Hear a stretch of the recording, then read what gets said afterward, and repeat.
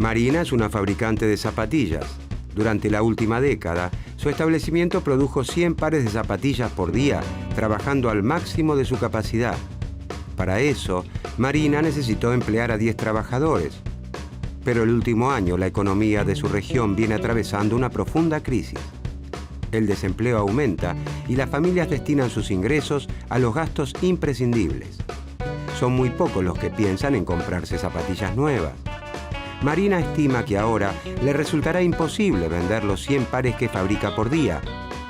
Por eso, en lugar de trabajar con su fábrica al tope, decide contratar a la mitad de sus empleados y producir solo 50 pares diarios. Aunque los salarios de los trabajadores bajen, Marina no contratará a más trabajadores porque está convencida de que ya no encontrará interesados que puedan comprarle 100 pares de zapatillas todos los días. Como los empresarios de la región tienen las mismas expectativas que ella, todos dejarán trabajadores en la calle, lo que agravará el desempleo.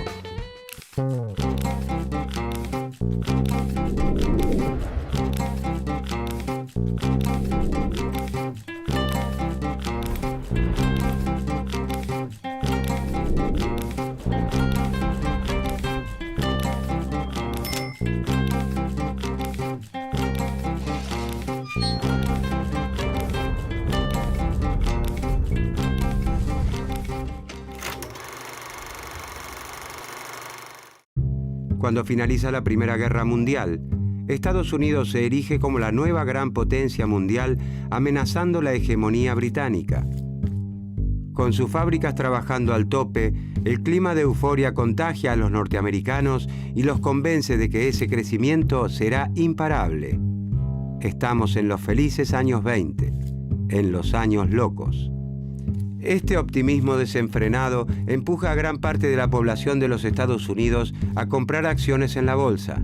Hacia fines de la década del 20, grandes y pequeños ahorristas adquieren gran parte de las empresas convencidos de que ganarán mucho dinero gracias a ese fabuloso crecimiento que se da por descontado. Como muchos eligen ahorrar en acciones, su precio y con él el valor de las empresas crece enormemente.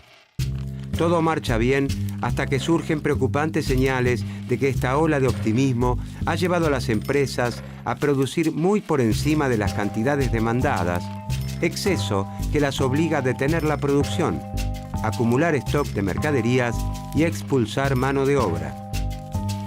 Esto hace que el valor de las empresas caiga a pique y empobrezca a todos los que habían elegido ahorrar en acciones. El 29 de octubre de 1929 pasa a la historia como el Jueves Negro. Ese día se produce el famoso crack en la Bolsa de Nueva York. Esta quiebra financiera tiene un impacto notable.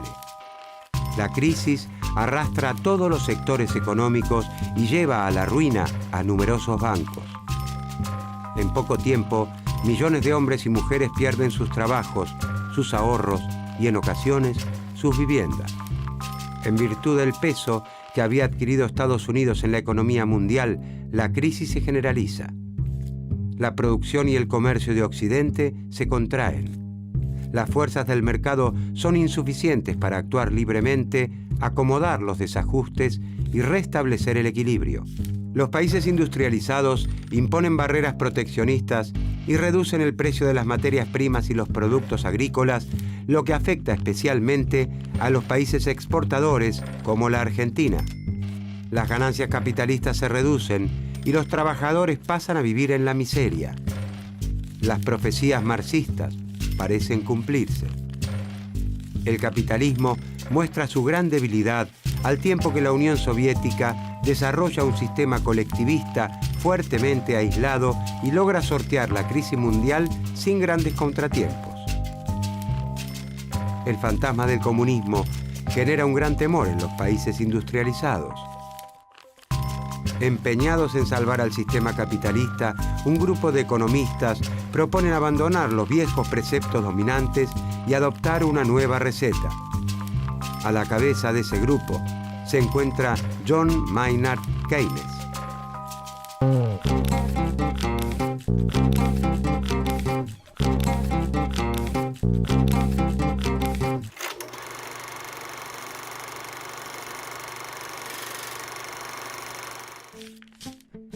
John Maynard Keynes es uno de los grandes críticos de la teoría económica clásica y marginalista. Nace en Inglaterra en 1883 y estudia en la Universidad de Cambridge. Es alumno de Alfred Marshall, principal exponente del marginalismo. Marshall lo exhorta a que abandone su interés por la filosofía y las matemáticas y lo introduce en el estudio de la economía. Como funcionario de Hacienda del Reino Unido, Keynes se ocupa en 1915 del estudio de las indemnizaciones que debe pagar la derrotada Alemania al concluir la Primera Guerra Mundial. Renuncia a su cargo porque entiende que la humillación impuesta al pueblo alemán en el Tratado de Versalles plantará la semilla de un nuevo conflicto bélico. A pesar de formarse con los grandes profesores marginalistas de su tiempo, Keynes se aleja de las ideas dominantes para explicar la recesión y el desempleo prolongado de su tiempo. En 1936 publica su obra fundamental, La teoría general de la ocupación, el interés y el dinero, donde hace una descripción completamente nueva del sistema capitalista y recomienda una fuerte intervención del Estado en los mercados para superar la crisis.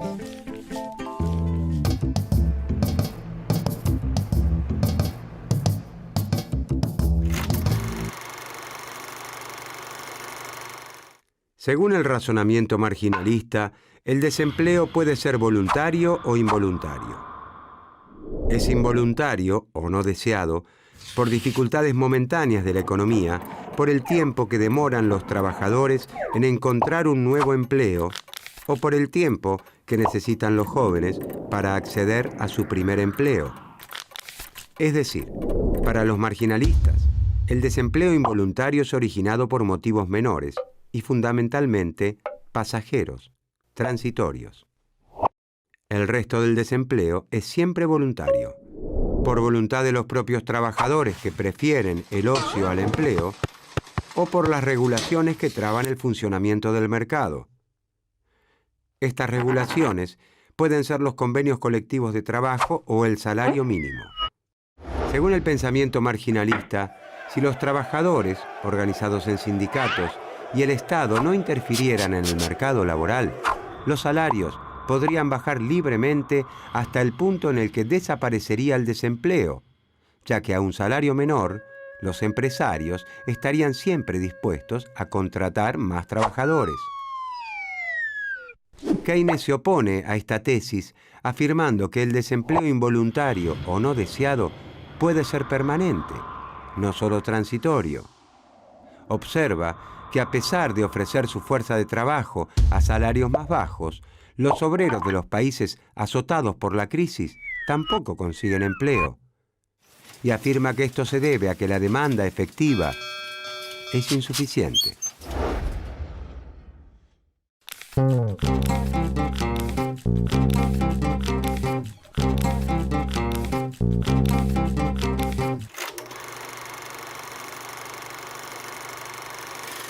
Para el pensamiento marginalista, el motor que da movimiento al sistema se encuentra en la oferta de bienes de la economía, en la producción que se realiza en las fábricas. La ley de Say sintetiza ese pensamiento hasta entonces dominante al afirmar que toda oferta crea su propia demanda. Los empresarios producen en sus plantas utilizando toda la capacidad de sus instalaciones y contratando los trabajadores necesarios para producir al tope. Los marginalistas aseguran que esta oferta total de bienes está creando también la demanda, y esto funcionaría así. Como consecuencia de la actividad productiva, los trabajadores reciben salarios, los propietarios de la tierra reciben la renta y los capitalistas obtienen beneficios. Con estos ingresos, las familias de trabajadores, terratenientes y capitalistas compran bienes, es decir, generan una demanda para la economía. Keynes invierte la ley de Say y asegura que es la demanda la que crea la oferta. No es cierto que los bienes producidos encuentren siempre quien quiera comprarlos. Es posible que los productos no puedan venderse o que la demanda sea persistentemente insuficiente en relación con todos los productos que se ofrecen en el mercado.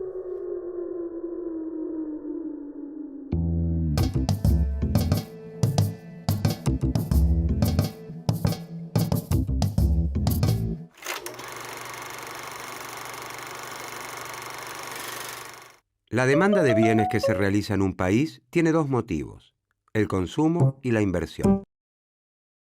El consumo depende del ingreso de las familias, los salarios de los trabajadores, los beneficios de los empresarios y las rentas de los propietarios de la tierra. Cuanto más altos sean los ingresos de trabajadores, empresarios y propietarios, cuanto más dinero tengan en sus bolsillos, mayor será su consumo. Pero el conjunto de todas las familias no gasta todo su ingreso en consumo.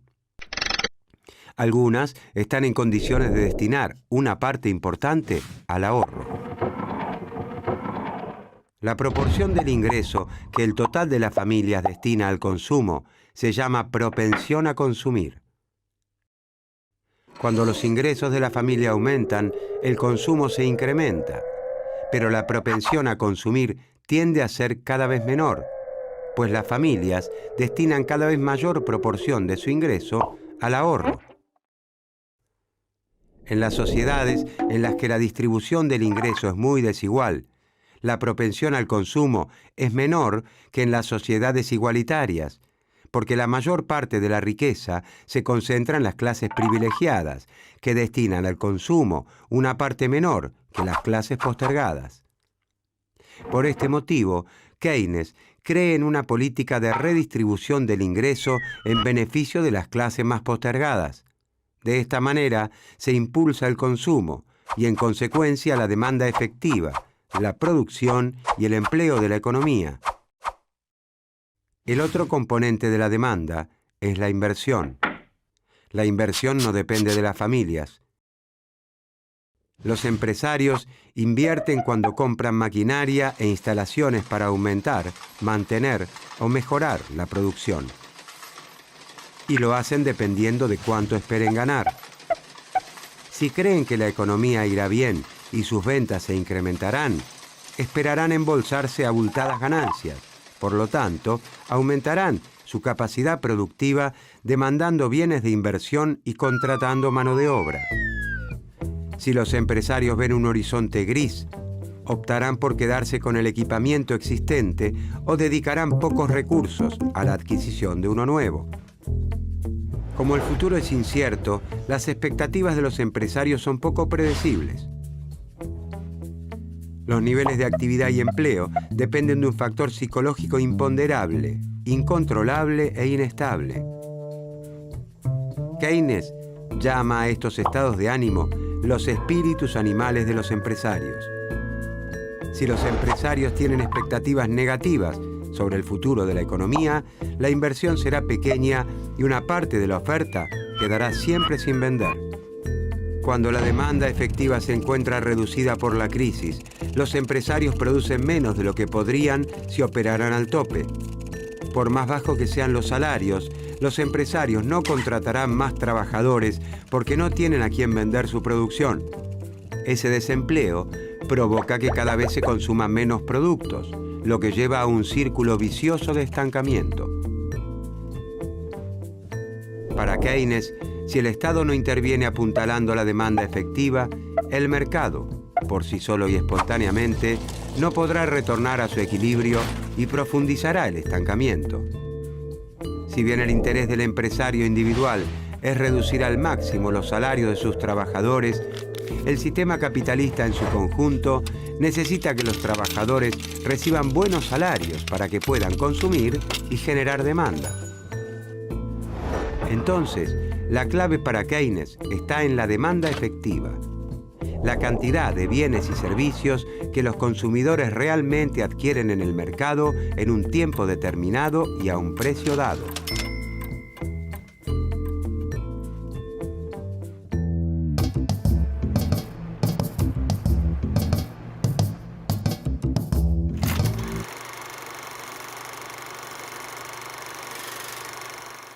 El Estado es llamado por Keynes a impulsar la demanda efectiva. Para combatir el desempleo, Keynes sostiene que el Estado debe intervenir incrementando la demanda efectiva. Si la demanda efectiva aumenta, los empresarios estarán dispuestos a aumentar la producción, a utilizar sus plantas al tope y para ello deberán contratar cada vez más trabajadores. El Estado cuenta con dos herramientas para aumentar la demanda efectiva: la política fiscal y la política monetaria. La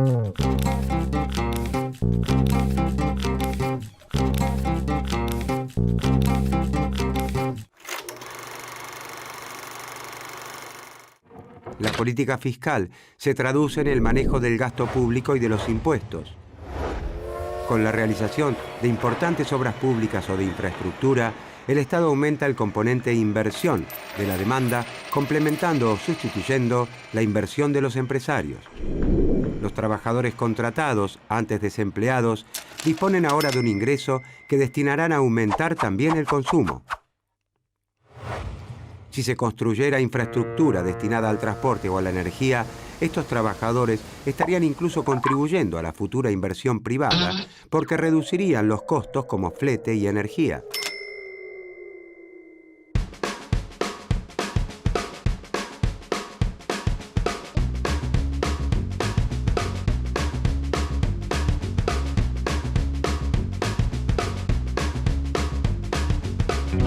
El Estado interviene otorgando una asignación a las familias de los trabajadores desempleados y lanzando una serie de obras públicas que emplean a muchos trabajadores. En poco tiempo, las familias ven incrementados sus ingresos y junto con ello crece también el consumo. Marina comienza a recibir más pedidos de sus distribuidores.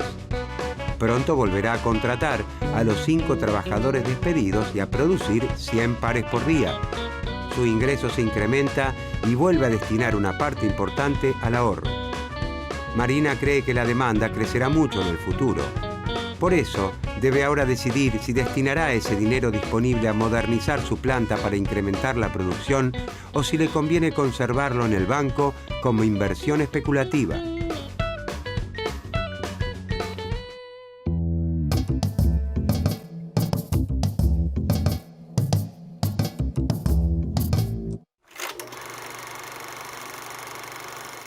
La otra herramienta de que dispone el Estado para alentar la demanda efectiva es la política monetaria. Las decisiones de inversión de los empresarios para aumentar la producción no solo tienen en cuenta la rentabilidad que esperan obtener gracias a la adquisición de maquinarias y equipamientos. Los empresarios también comparan las ganancias que lograrán haciendo estas inversiones con la tasa de interés.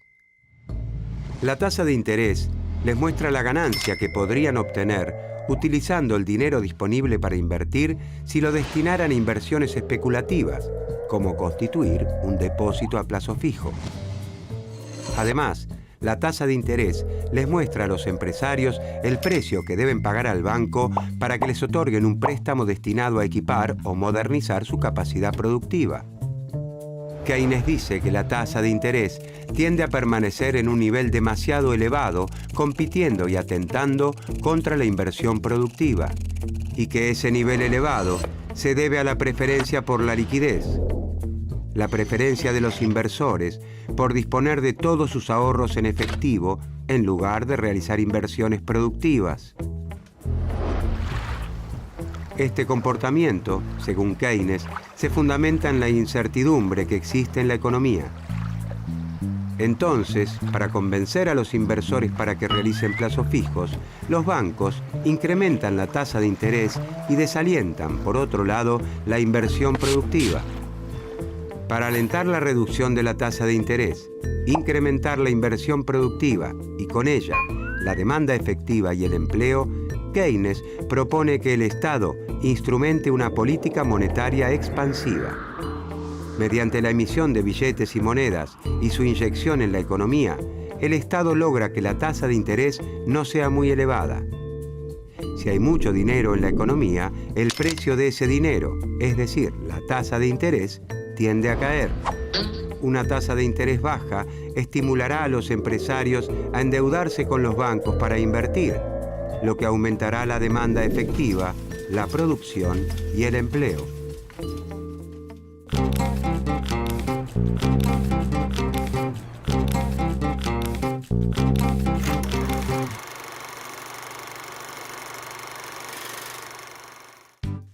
La defensa de Keynes de la política monetaria y fiscal y el nuevo rol del Estado son rápidamente aceptados en los ambientes académicos y políticos de los países centrales. la reducción del desempleo y el sostenimiento de la actividad económica pasan a considerarse una responsabilidad de los gobiernos. Antes de la aparición de la obra fundamental de Keynes, el presidente estadounidense Franklin Roosevelt ya había instrumentado un pacto social llamado New Deal, caracterizado por una fuerte intervención estatal en la economía y la implementación de políticas sociales activas. Después de la Segunda Guerra Mundial, la teoría keynesiana se impone masivamente alrededor del planeta. El temor a que el comunismo se extienda lleva a los gobiernos de los países centrales a adoptar políticas keynesianas que mejoran la calidad de vida de los habitantes. Salud, educación, jubilación y acceso al crédito son los componentes de lo que se llama estado de bienestar. Este período, conocido también como los 30 años dorados, se extiende desde mediados de la década de los 40 hasta principios de la década de los 70.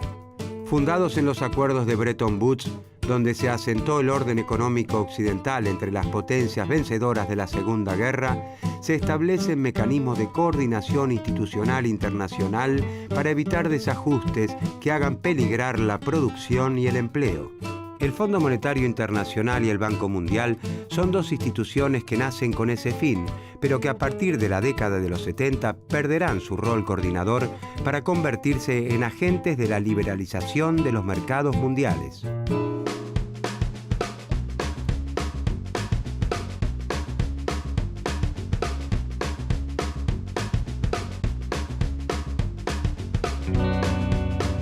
Lograda una primera reactivación productiva con el incremento del gasto público, el Estado decide ahora instrumentar una política monetaria expansiva. Para eso emite billetes y monedas y los vuelca en la economía. Las tasas de interés se reducen. Marina y el resto de los empresarios entienden que no les conviene conservar su dinero en plazos fijos. Es muy poca la ganancia que obtienen de los bancos y obtendrían mucho más si lograran producir y vender mayor cantidad de bienes y servicios. Como hay mayor cantidad de dinero en manos de las familias, Marina está convencida de que la demanda de sus zapatillas crecerá. Por eso retira su dinero del banco y además pide un préstamo para la compra de nueva maquinaria que le permitirá aumentar la producción a 140 pares de zapatillas por día. Marina sabe que necesitará también contratar más trabajadores para que manejen esas máquinas nuevas. En consecuencia, se reducirá aún más el desempleo. Las decisiones de política fiscal y monetaria del Estado, basadas en el pensamiento de Keynes, surten el efecto deseado.